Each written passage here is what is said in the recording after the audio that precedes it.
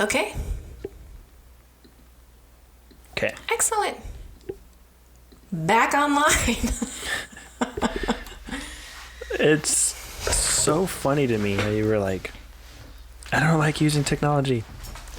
And then as soon as we got through that episode, technology was like, fuck you! Watch this! Yep, pretty much. I don't like you either. Uh-huh. See, those are always signs like, maybe you shouldn't do this. Yeah. Okay. Did you find the updated version? Yeah.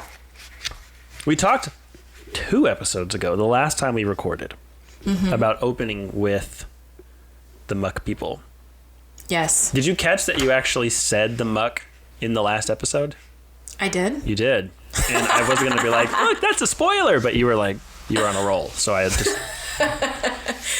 Well, perfect. Thanks for letting me just, have roll. that moment. But yeah, let's talk about the muck people. Okay, so do you have the recording open? I do. All right. The only way I can think of for us to like coordinate this is for us to both listen to our own versions at the same time. Okay. You ready? Mm-hmm. Yes. On 3. 1, 2, 3. You said it a couple times that you're talking about like the friends that you want to be with, the people who accept you for. Yeah. And I've been really mulling that over. Like when you start learning these lessons and gaining that confidence, and you start to recognize that in other people, and you start to identify when someone is like just learn that lesson too, or when someone is still on the other side of it. You start to recognize the butterflies and the caterpillars and who's in the middle of their chrysalis, and you can kind of identify those. Yes. And our human inclination, like our tribal mentality, is to just go hang out with all the butterflies. Right. And to take all the people who don't accept you for you. Like that's the thing. Like you figure out you, and then our culture says everybody who doesn't like that person, well, screw them anyway. They're not your real friends, and you lose people along the way. But I also feel like you being on this side of that is what could help pull them there too. Like I'm not ready to write off the people who don't like who I am. Right. And that's the message I hear so much is you go through a personal transformation. There are people who aren't going to like you. There are people who aren't going to be supportive, and you need to drop the dead weight and hang out with people who bring you life and bring you joy and sync up and jive with who you become, right? But those could be your family, those could be your deepest friends, those could be people you've known for 20, 30 years. Yeah, it could be the person you're married to. And yes, and if you just say, okay, well, if you're not cool with me, then I'm not cool with you, and I'm out. Yeah. Well, then, have you really grown? Exactly. Like, have you really, Exactly. like, I just feel like there's something to be said for like zoning in on those people.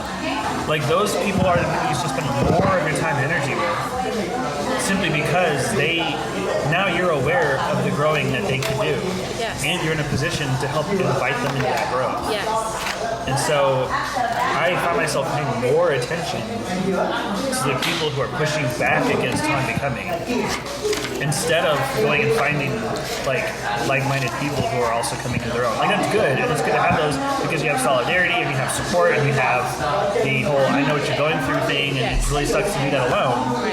But that's more like a recharging batteries thing, so then we can go and do the work of investing in relationships and helping to make those as healthy as you can, instead of just cutting ties and be like, okay, you're on your own, have fun. Right. And you say you're not empathetic? Is that empathy? That's empathy.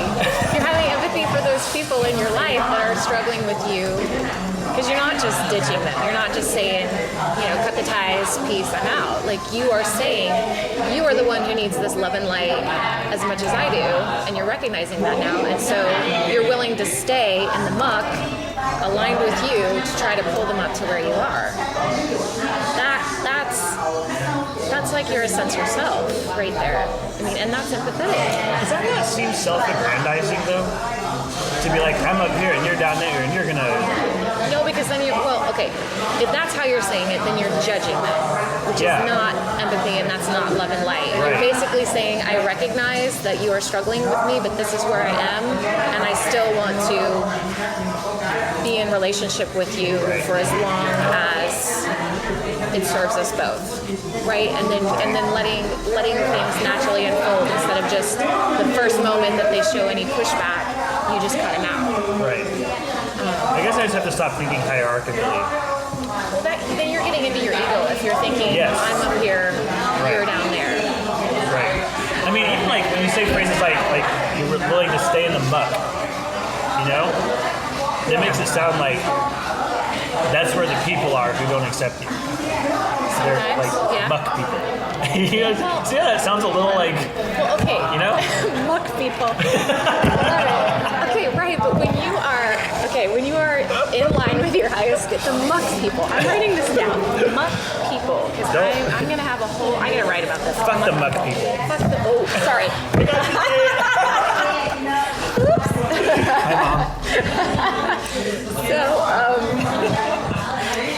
See, this goes back to oh my gosh, don't curse on something that you're going to put out publicly. Yes. See? Yes. Oh, fuck that. Okay. Thank you. So, all right. The muck people. No, but when you are in line with your highest self and you are staying there, even if your pendulum is swinging to the extreme, you are still in a very high vibrational state. The muck people that are struggling with that, what they're doing is they are placing judgment on you. Yeah. Judgment, all it is their own struggles with themselves that they're projecting on you because they do not know what to do with it. They don't have that self-awareness to realize that it's them, that they are the mucky. They're thinking you are muck because you're leaving them behind, right? They are thinking the opposite of what they actually are. But your vibration is so high because you are operating closest to your essential self. So their vibration is incredibly low because of their projections, because of their judgment. They are vibrating very low. So what happens is, this is why I have a hard time in crowds, is because generally speaking, there are a lot of muck people who are vibrating very low. And so going into a crowd when you are trying to stay vibrationally very high, they will bring you down. It's like they're grabbing at your ankles and they're pulling, and it feels so desperate. And I have a hard time being in a crowd, in a general crowd, unless you're like at a Martha Beck conference, then holy shit, you're flying off the walls because everybody's vibration. Like, it depends on what kind of crowd you're in. But, so I guess, like, I know that's probably a label on them, and let's not hang out with the muck people, but I think that's what makes us different. Is I feel like we are light workers, and the people we're trying to align ourselves with are light workers, are the people that not only want to be in that space, but also bring everybody else there with us, high vibrationally speaking. You know what? Okay. See? Yes. See? I think the chat conversation that we had during those 6 minutes is something that I would post to the Patreon page. Nice. Yes, it was entertaining. Yeah. Who knew? We were talking about Oreos the entire time. And me having 5 containers of Oreos is not enough for us to last this quarantine. For a quarantine. We didn't stock up on toilet paper. We stocked up on Oreos. Oreos. Yeah. Muck people. Okay. Yes, finally, we're talking about the muck people. And we had to play that really loud, obnoxiously loud clip for you to really understand where the muck people really comes from. Yes. Listening to this, going back and listening to this, I still struggle with that idea because it's very, very, very difficult for me to approach the idea of muck people. Okay. In what way? We were talking about it like we weren't muck people. Yes. That's what I think was the problem the pushback. Like it just it sounded like we were coming from a place that we were like, oh, we're better than the people who aren't as woke as we are. When even like in our chat conversation, while we were listening to that, you were like, I'm very mucky today. You know, like, Yes. I think We are not immune. Right. The way that we were positioning the idea of a light worker and someone who's in the muck, and like we're talking about like emotional and spiritual health versus emotional and spiritual unhealth, right? Yes. And when you you know, unlock another level of being, when you raise your vibration, you do tend to gravitate towards people of the same vibrational frequency. But I think what we were saying was that doesn't mean that you just all of a sudden get to have a superiority complex over everybody else Or and give start up on calling them everybody else. muck people, right? Yeah, Like, right. But then we act like that's an intrinsic, static property of what we are. Like when you're in a video game and you level up, you never level down, and you never have to keep on working in that video game to stay that level. You know, you're either that level until you quit or you level up even more. But that's not how it is. I feel like we are all prone to muckiness at different moments throughout the day. We are all muck people if we choose to be muck people. It doesn't matter how woke you were yesterday and how high your vibration was and how, you know, living according to your true self and following your true north you were an hour ago. You still have an option to just be mucky. And if you do take that option, then you're the muck people, you know? And I think that's what I was trying to say when I was pushing back against the idea of the muck. Like it sounded like we're not mucky, they're mucky. Well, and as you recall, I was incredibly nervous because we were recording, and I was more Right. nervous. I was thinking more about actually recording than what I was really saying. Because once I listened to that whole thing, I'm like, that is not what I wanted to say. What am I even saying? Like, I don't Right. believe We were that. both really circling the drain on that one. Like we both had really good stuff to say, and we just didn't get it out. And instead, what we were getting out was that recording. Well, clearly it was not meant to be, but it was a great jumping point Yes. into something better. But no, I agree. And I think that you can't be a good light worker if you are not in the muck sometimes. Right. Because I think that you have to know those extremes, and sometimes you just need to be in the muck to refill, to recharge, and that's why you have other light workers in the muck with you to sort of like carry the load in that time when you just need to sit in the muck. Right. And like that's a class that I'm working on right now, and I'm talking about finding your group of people. That's like one way to cope, and not the people that are going to sit in the boat with you. So not the people that are just going to sit in the muck and be mucky with you, but the people that are going to give you an oar and then paddle their own boat right next to you. So I think it's just that delicate balance of life. That some days you need to be that in order to be the best light worker, and that's okay. Like that's normal, and that's okay. Right. And if you do start seeing yourself as a person who identifies as like, I've got some shit figured out, and then you start drawing a barrier between you and the people that you decide don't have shit figured out, that's also a good indicator that you probably don't have shit figured out. Right. You are not in the right space. Because, you know, if we go back to what I was talking about in the previous episode where, like I'm trying, a goal of mine, an intention of mine is to truly reach a lot of people. It's only because it's not like, oh, I'm so enlightened and I've got this all figured out, so let me guide the way. It is not that. It is like, oh my gosh, I've just discovered this cool thing and I want you to hear about it. And I know it can help you. And if you do it, then you're going to be in the same place as me, and it's going to be so much fun. Like that's my approach. And if you're not in that mindset, which is kind of what you were just saying, then you know, you are in some other place. Right.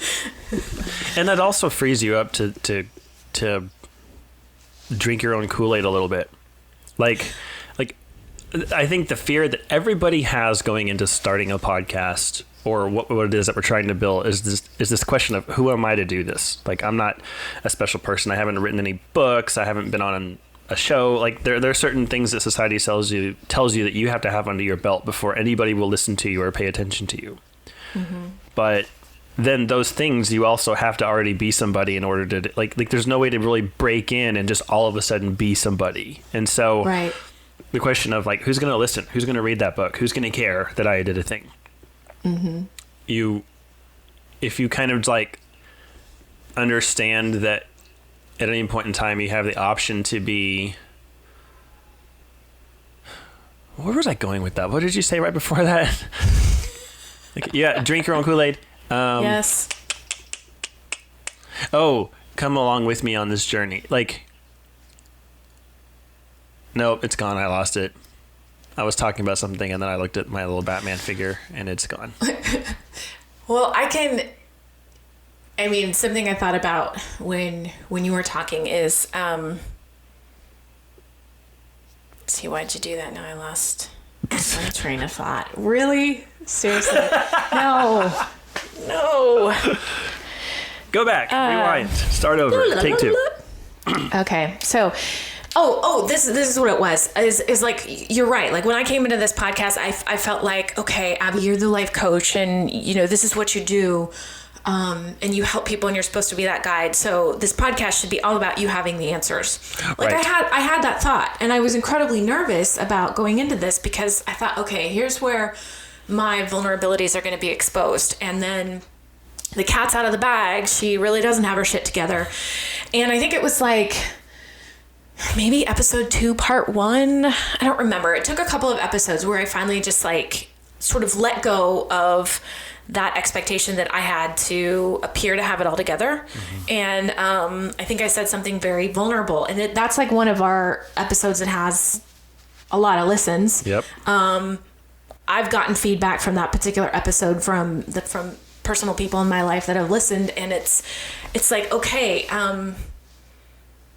it just reinforced the idea that this is why I do what I do in the first place. It's why I don't have a business Facebook page. Mm-hmm. I don't, I'm not gimmicky, because what I do is very much, I'm just figuring this out along with you. Mm-hmm. And as I discover something, and as I use my intuition to help myself, I can use it to help you. Mm-hmm. It's like we're growing and we're doing this thing together. Yes. And so I think, it helped me find my voice in that way, where it's like, it's okay to just show up how you are, because you're wanting people to do the same. And if you want them to trust you, if I want you guys to trust me, then that's how I need to show up. Right. And like, someone has told me recently that they were starstruck by you. Yes. Shall we use her name? I don't know if she would want us to. Probably not. But just the fact that that's a thing, in your life, like you have now starstruck somebody. That's weird to me, because I seriously just feel like I'm not her saying she's not weird, but it's a weird phenomenon. That concept is weird. Right. Because I truly feel like I'm just figuring this out as I go, very much like we're doing. Yes, that's what I was getting at before I looked at Batman and forgot. It's yes, that is the dance that I did. We have to post the video. This is the Batman that I looked at. This is my little 1960s Adam West Batman figure. Okay. Okay, so before I lose it again, yeah, fucking Batman figure. It was that you ask yourself, who am I to produce this content? Who am I to make this thing? Mm-hmm. But then the response is, who are any of us to do any of this? Mm-hmm. Like right now, if you're a follower of Rob Bell, he's kind of like a really huge name in his field and the work that he's doing. He's friends with Oprah. But who was he when he was making the Numa videos that we watched in our little college group? Who is he? He started off as just a person. And the big secret is that he's still just a person. Just a person. Right? And so, well, fuck, I'm just a person. Mm-hmm. Anybody in our audience is listening. You're just a person. You're exactly what anybody else is who's out there moving and shaking and giving people permission to be amazing and the great things that they are. Mm-hmm. Right? Yes, absolutely. And that's powerful. Like the people on top are still in the muck with the rest of us. We're all muck people. Here's the deal, though. This is so. If you imagine it,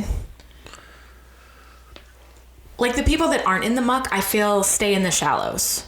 and life is very much lived on the surface. And the only way to get to deeper meaning of life and practice all this stuff that we're talking about, that we're practicing on a regular basis, you kind of have to go through the muck. There's no way around it. The only way is through.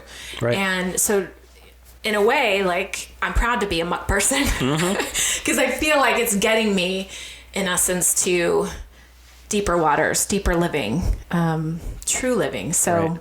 You know what I think of when I think of the word muck? I think of a swamp, but a very specific swamp.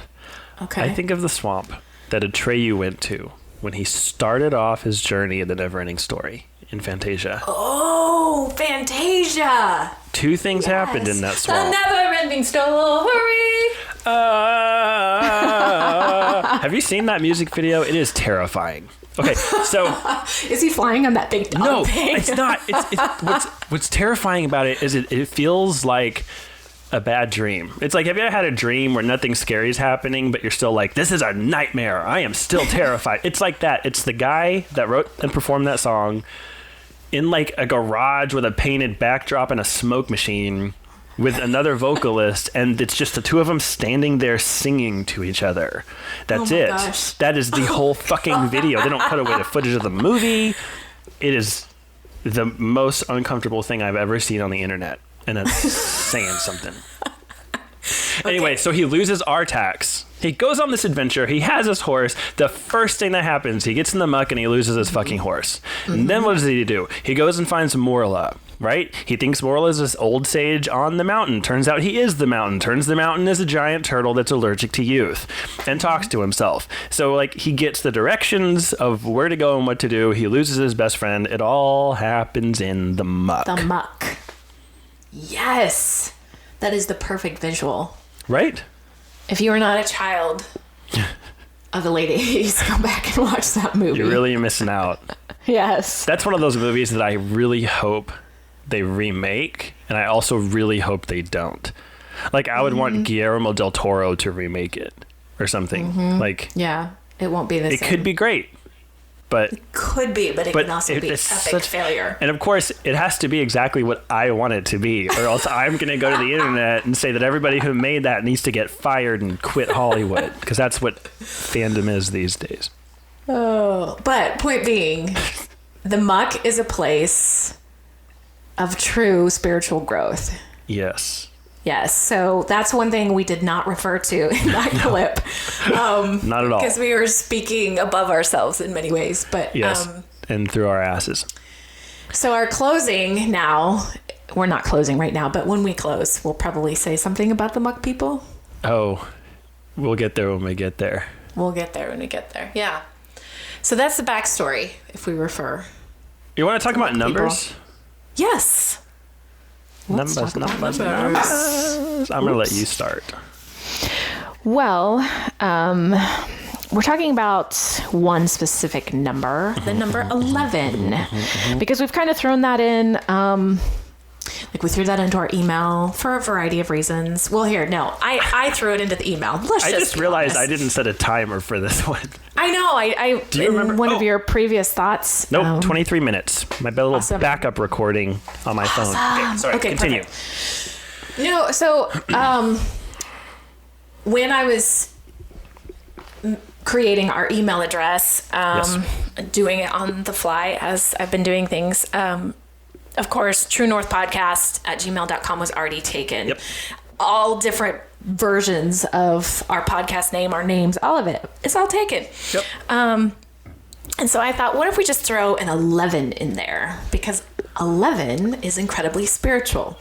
And not just one, but 11. And here's why I like 11, because I want to hear your version of the number 11 as well.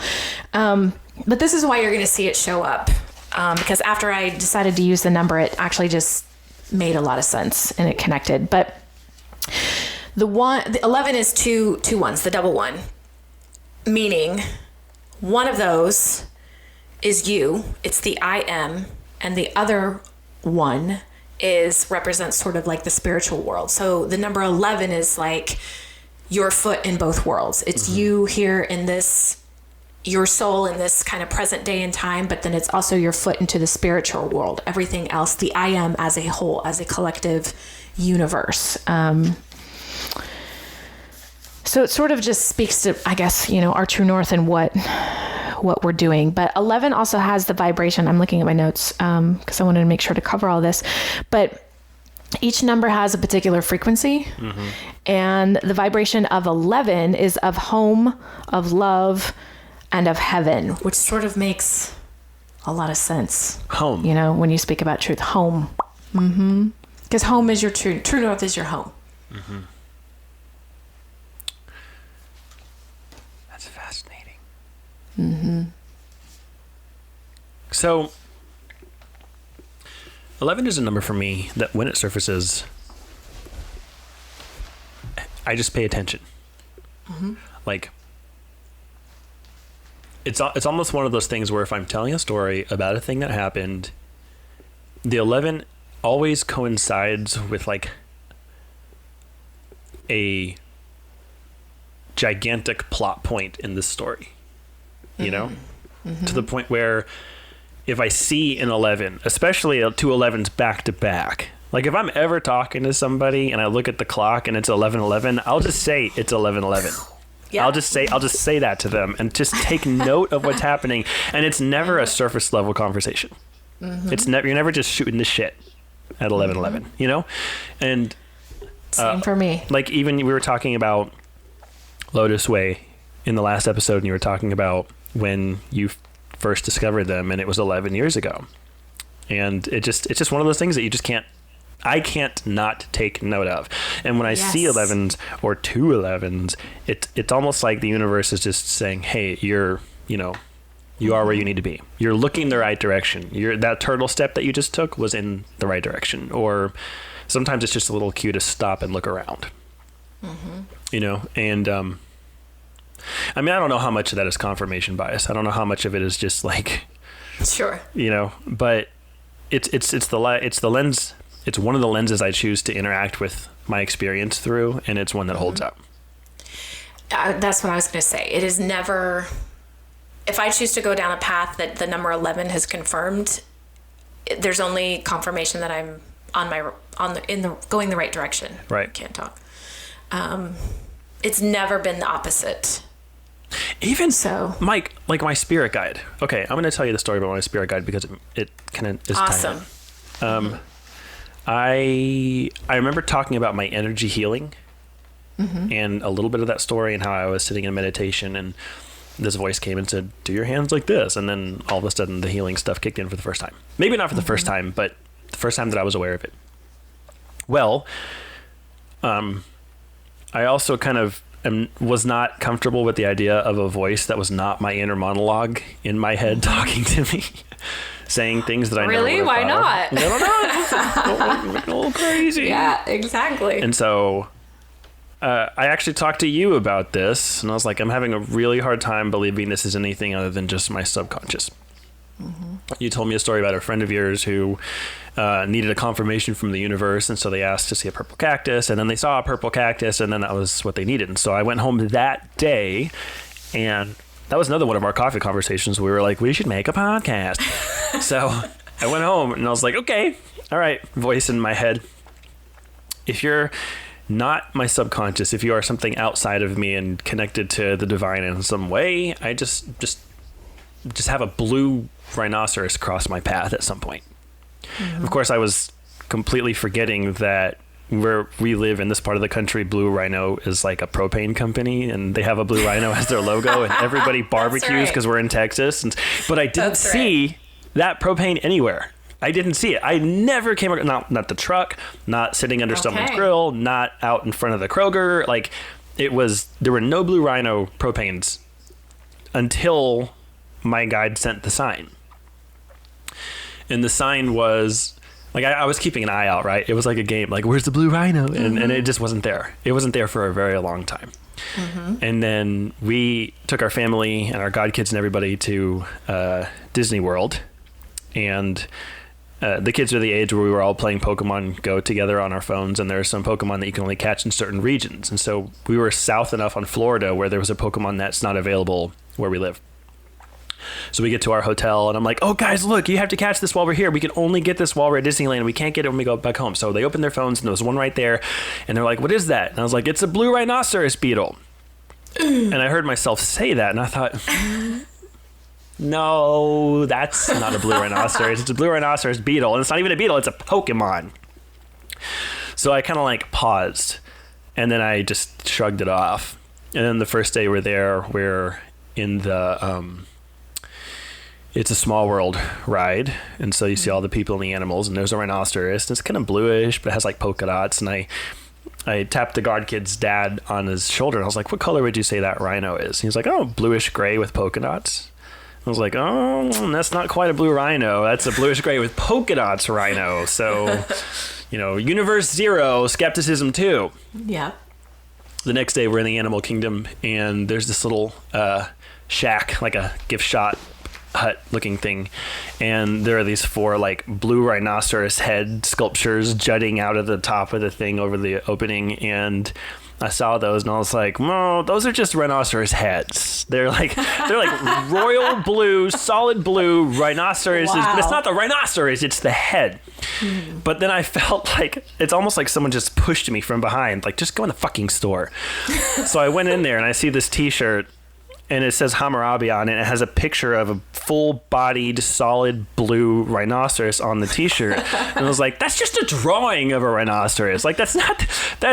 And so I remember thinking to myself, like, this is really getting ridiculous, how my brain is really trying to make an experience happen that's meaningless. And I was like fighting my own urge to make meaning out of this experience because I was dead set on being as skeptical as possible. And then what really, really, really sold it for me was, I kid you not, I felt something like a finger on my shoulder physically turn me around, like, and there was no one around, but I have no other way to explain it other than to say something touched my shoulder and turned me around. And when I turned around, I was looking at this little rack of little memorabilia like wooden sculptures of African animals. And on the shelf that was eye level with me, there was a clearing in all of the other animals. And right in the middle of that clearing, looking me in the face, was a single blue rhinoceros sculpture. And I looked at all the other animals on that shelf, and there were no other rhinoceroses, no other blue anything, just this one. Like someone had shoved the rest out of the way and was like, fucking look. If this doesn't get you, you're going to be on the news because some rhino is going to escape from the zoo and barrel through a stack of blue paint and impale your ass because you're not paying attention. We are trying to show you. Yes. Yeah. So I have a little conniption, and I'm like, and I think my wife, she had to have been there because she remembers us being in the store, and all of a sudden I just can't form words. Like I'm trying very excitedly and enthusiastically to form words, and I can't. It was just noise. And so I grabbed the thing, I bought the thing, I took it home with me. Oh, I have it. It's right here. I can show you on the video. Oh, perfect.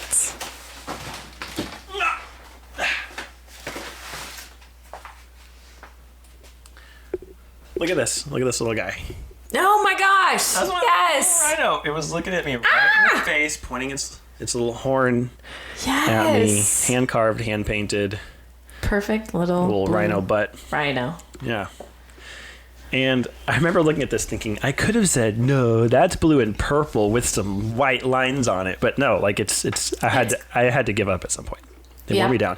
And all of this happened that day when I finally broke down and accepted that a blue rhino crossed my path, confirming that this was some type of slice of the divine instead of my own subconscious, was exactly 11 weeks from the day I asked for it. I didn't know that part. Yes, 77 days. Wow. Right? Yes. And so bumfazzled. What did you say? What did she say in the other episode?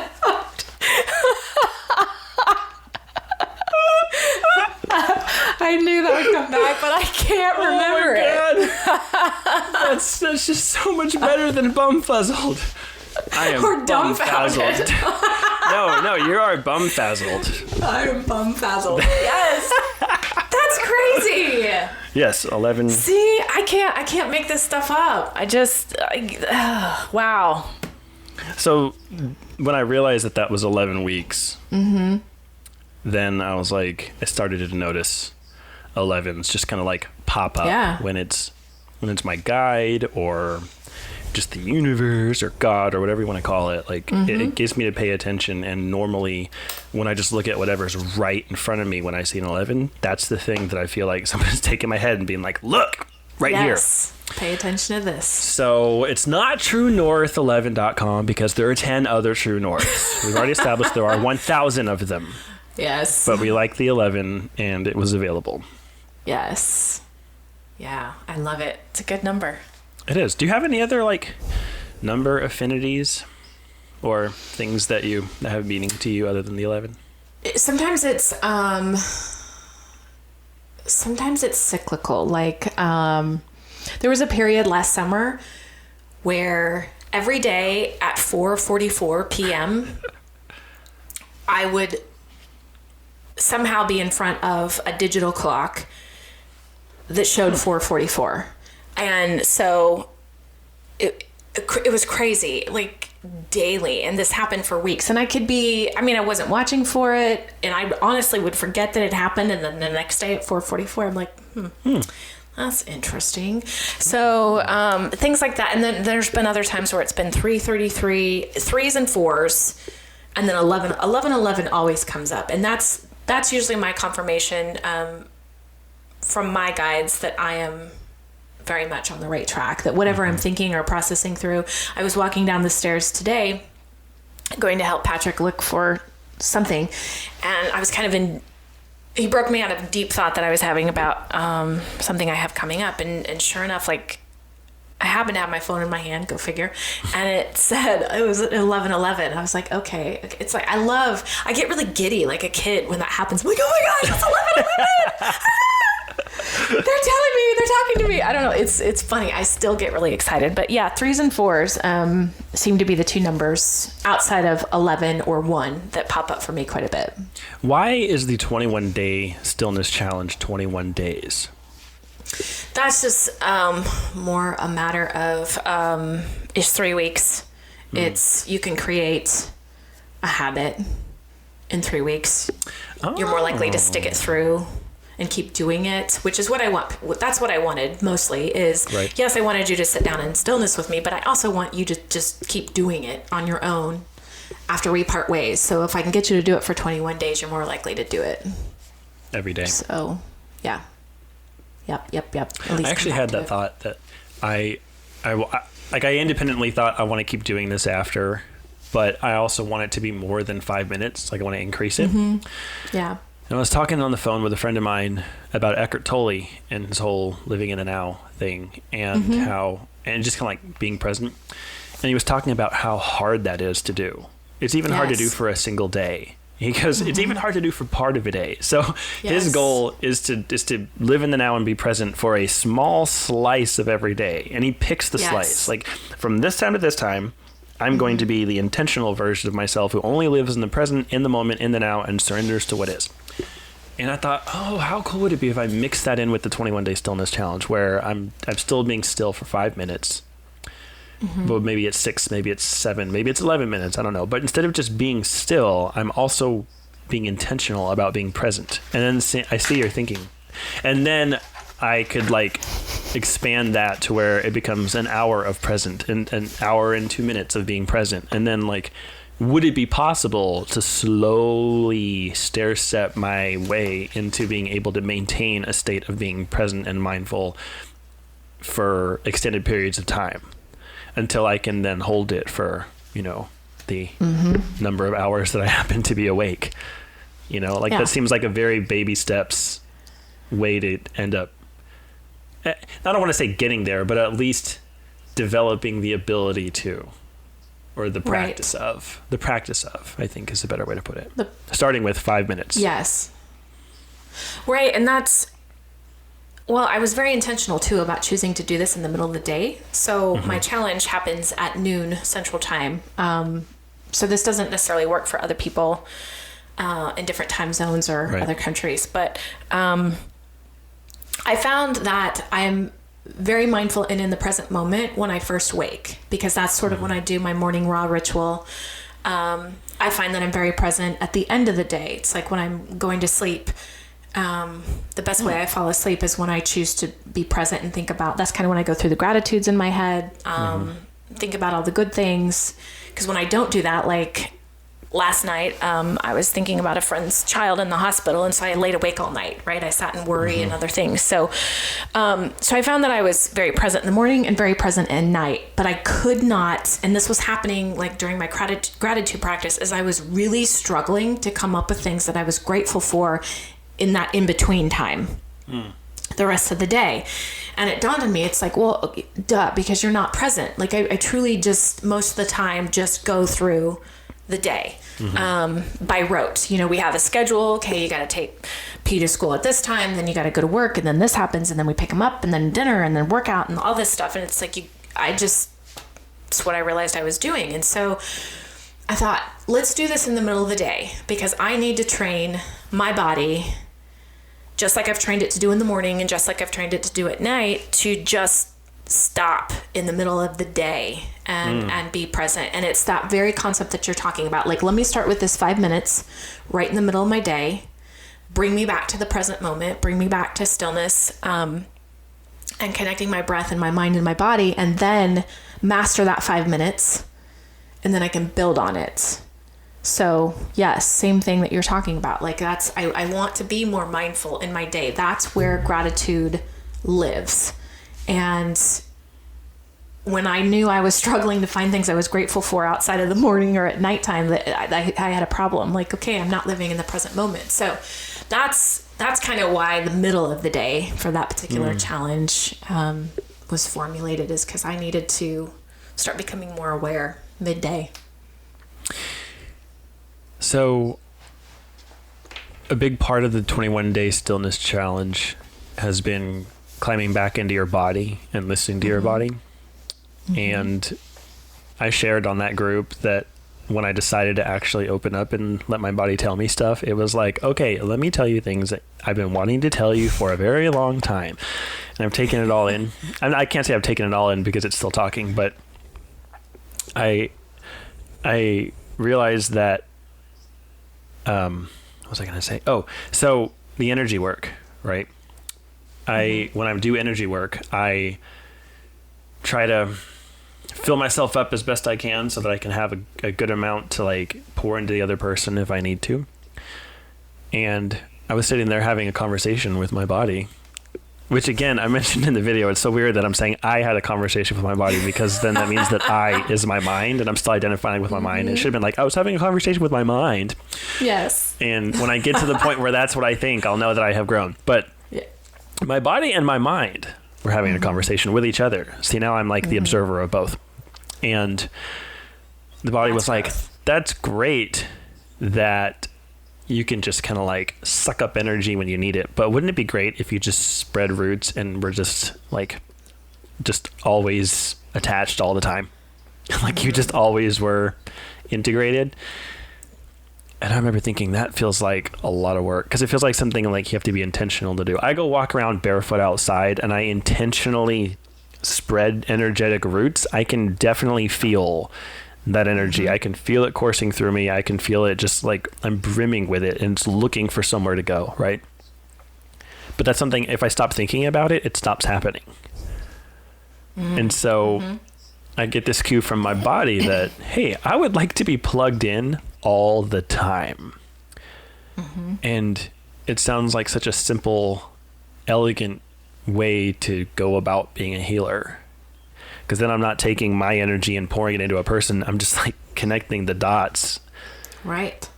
But then it sounds like work, because at every moment in time, I have to be thinking about maintaining that connection. And that sounds exhausting. And so this practice that you're talking about, I now have an alarm every hour on the hour from the time I wake up to the time I go to sleep that says time is a thing and spread some roots and check in with your body. Those are the three things. It says time, body, roots. So I don't know how many times that is, but every hour on the hour, I'm reminded that time is a thing, so I can make sure that I'm like where I need to be in my day and my to-do list and appointments and stuff. And then I check in with my body. Hey, body, how are you feeling? Is there anything you want to tell me? And then thirdly, I'll spread roots and then just do my best to keep them there as long as I can before I get distracted. And all of that came from just a practice of sitting in stillness for 5 minutes a day at noon. And we've only been doing it for like 16 days. 16 days, yeah. Yeah. Some huge revelations. And I love that. I absolutely love that. But here's the thing I want to point out. It's your mind that's telling you that that's work and it's exhausting. Because it isn't. And you are just like exercising, like we've talked about this before, but you are training your body. So there will be a point where you don't even have to set that alarm. Your body is going to naturally say, hey, it's the hour. I'm checking in with you. Here's what's going on. Right. And it's like posture. You have to focus on having good posture, but eventually you teach your body just to sit up straight and you don't have to think about, well, now it seems less hard. That's what, never mind. That's what she said. Sometimes I can't help it. Sometimes it just comes out. Yeah. Okay. What were we talking about? My brain is all jiggly now. How you've turned your 21-day practice into extending it to be more mindful. And your mind is telling you that that's a lot of work. And I'm telling you, stop paying attention to your mind. No mind, no problem. It all comes back to that. It all comes back to the very first thing we talked about. Exactly. No mind, no problem. To turn off your mind. That's going to be the first meditation that I put on our Patreon group, is something about, well then, that's really tricky to figure out. How do you do a meditation about turning off your mind when your mind is usually the thing that goes a million miles a minute during a meditation because you're turning everything else off? Well, you give it a singular behavior focus. You give it one thing. Like, that's you don't try to get it to shut off. You just give it one thing to do. That's it. I tell that to people all the time. Like, it's not about turning your mind off. Like, if you've never meditated before, sit and then watch where it goes. And then just acknowledge that you are watching it and you are not it.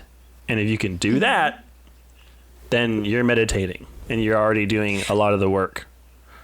And that's definitely one. I encourage that, especially if you're trying to figure out what some of your limiting beliefs are. Yes. Is to meditate in that particular way, where literally you just sit back and watch what your mind thinks and where it goes. But then there is times too where you do need to calm that enough to listen to your body. It's almost it's a different approach, and both are very applicable. Both you need both, but you can't really connect to your body if you're constantly observing your mind. You know what? It's like a seesaw. Yes. Like, I call it ping pong. I have a friend that I'm trying to get into to play D&D with me, with a group. This is going somewhere, I promise. And there are all these little like one-offs. It's like a miniature version of something that like resembles D&D, but it's super stripped down.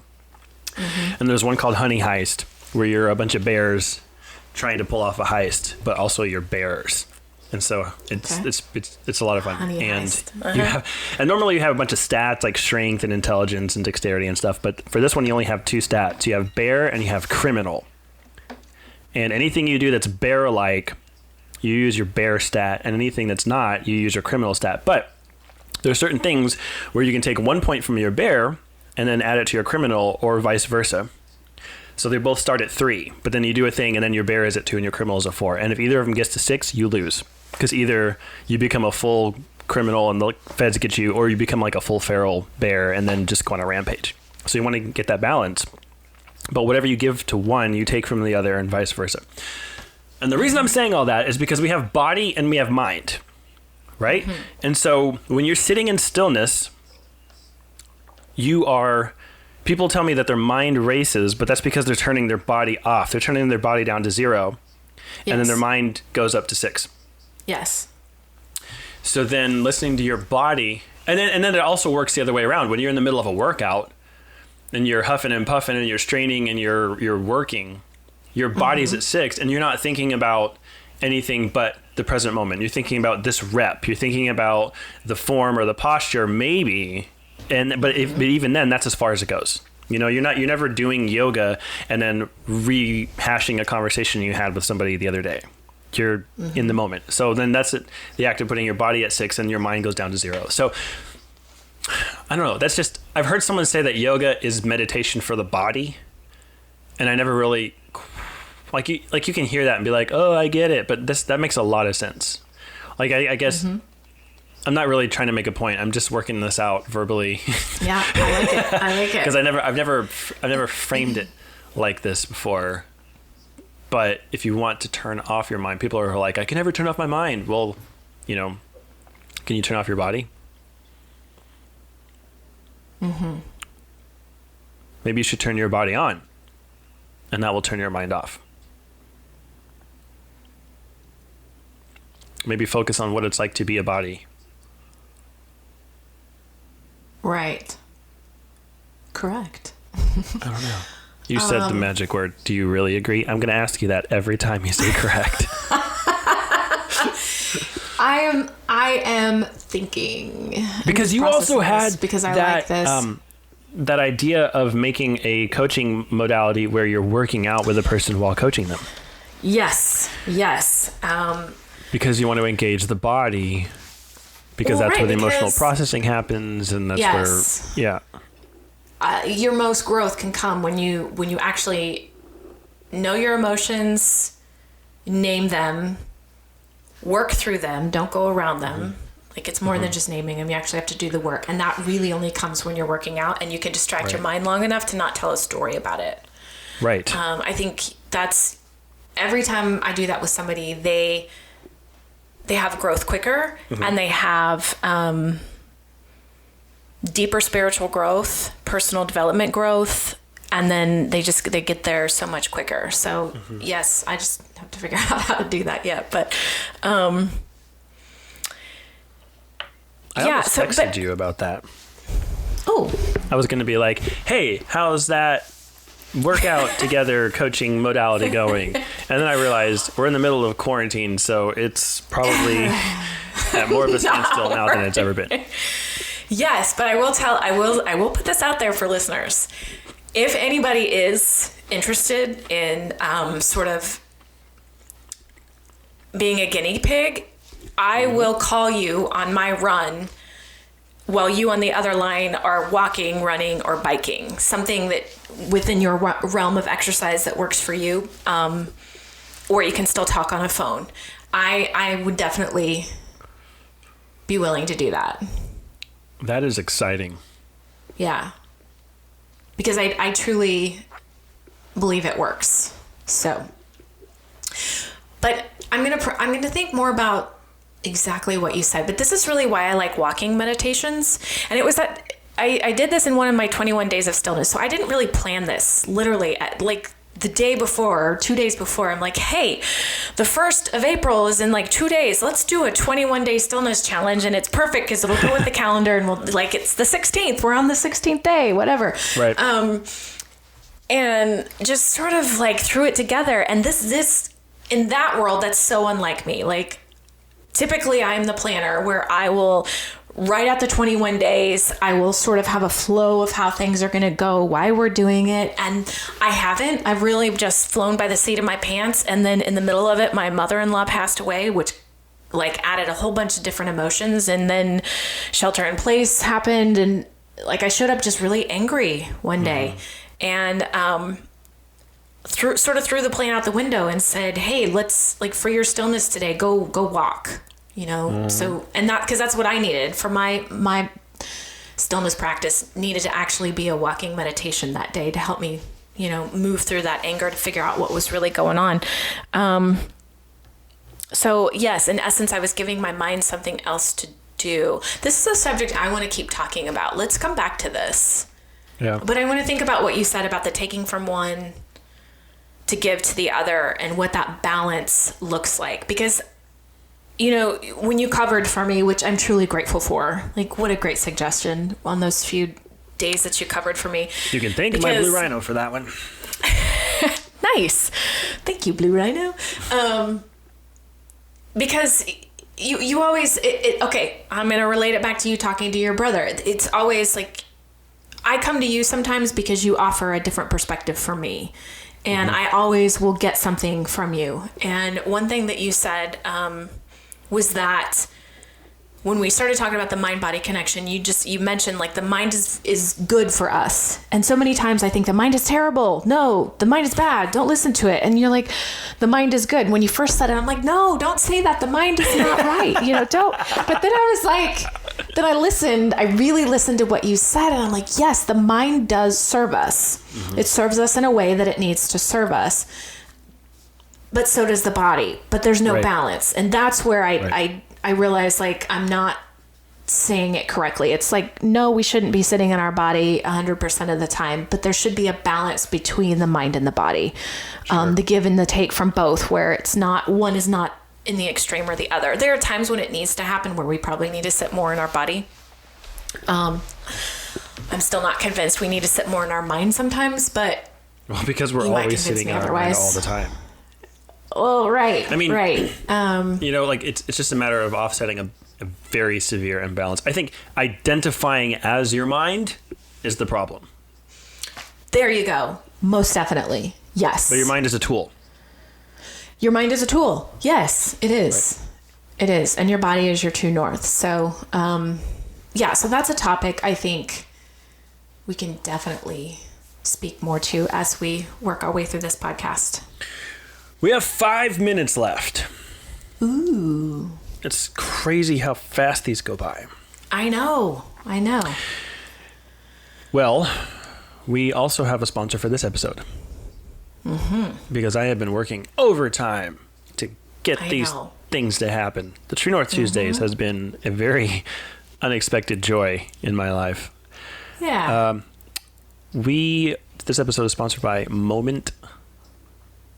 Is it Moment Lenses or just Moment? See, I asked him, do you want me to read from a script? And he was like, no, just talk about your experience. It's shopmoment.com. Shopmoment.com. And Moment is a company. Moment.com. Now, I was a videographer, cinematographer, producer person at my last job, and one of my coworkers came in one day with this really spiffy looking phone case that had these fixtures that you could put these really, really, really nice professional little lenses on. And he brought it in and he showed it to us. And honestly, like, we had a big old fancy pants camera. And after seeing that footage, I realized that we probably didn't even need it because of how good this footage looked. And then a coworker of mine was like, oh, that's cool. I'm going to get some. And so she got some and I played with those. And I was like, these are okay. So it's not just lenses that you put on your phone. Like, they're heavy and they come in these little bags, and I've been doing videography and photography for a long time, and these things are legit. And why am I advertising them on here? Well, I went to London recently with my wife and kid, and we took some photos, and I realized that my kid was not even, he's not even 2 yet, so he's not going to remember London. And he didn't even know that he was in London because he doesn't even understand that London is a thing. He just knew that it looked like life. There are buildings and cars and streets and people and food, and I still have an app every day, and like, it wasn't a thing. Mm-hmm. And I took 1,000 pictures. I took pictures of him doing everything that happened. I got a photo of it, and because I'm wired the way I want them to be good photos. Well, they were amazing, for the record. Thanks. Because that's a thought that I had. I'm like, wow, these are really good photos. it was a lot of fun. And like, it is highly of value to me, not just because it's a really good lens, but because it takes emotional labor off of my plate. Granted, I stack it on there because I'm obsessive over photos, but I just feel like life is a lot easier for me to live when I've got these things accessible. And what's really cool about this promo, I'm excited about it, is that if you use promo code Abby and Ryan, you get 11% off. 11. Yes. 11%, which is 1% better than 10. It's only on the lenses that you can have on your phone case. They have a lot of stuff. They have whole cameras. They have lights. They've got desks. They have all kinds of things I had no idea that they had. But if you go to shopmoment.com, I'm looking at it right now. You're going to look at lenses. And, sorry, I know I interrupted you. Go ahead. And then you're going to find the lenses. And the deal is for the phone case that you can use with the lenses, and the lenses that you can use with the phone case are what the deal will apply to. And they also wanted me to say that it does not stack on top of other coupons or sales. But it is 11% off, Abby and Ryan, promo code at checkout. And it only works for 1 week, correct? 1 week, yes. They're only going to do it for 1 week. So today is the 24th. So don't wait. Yes, because if you wait, so this is going live on the 24th. So on the last day is going to be Thursday the 30th. So basically April. For the rest of April, you have this promotion available. After that, you're on your own. Yep. But you gave me a fantastic idea. What was it? Well, I'm trying to move my practice to more online, and I'm trying to find easy ways to do that. And one of my thoughts is how do I need to buy this fancy camera to record these videos and, webinars and whatnot? So there you go. So I will be popping on and buying some myself. Make sure you use our promo code. Yeah.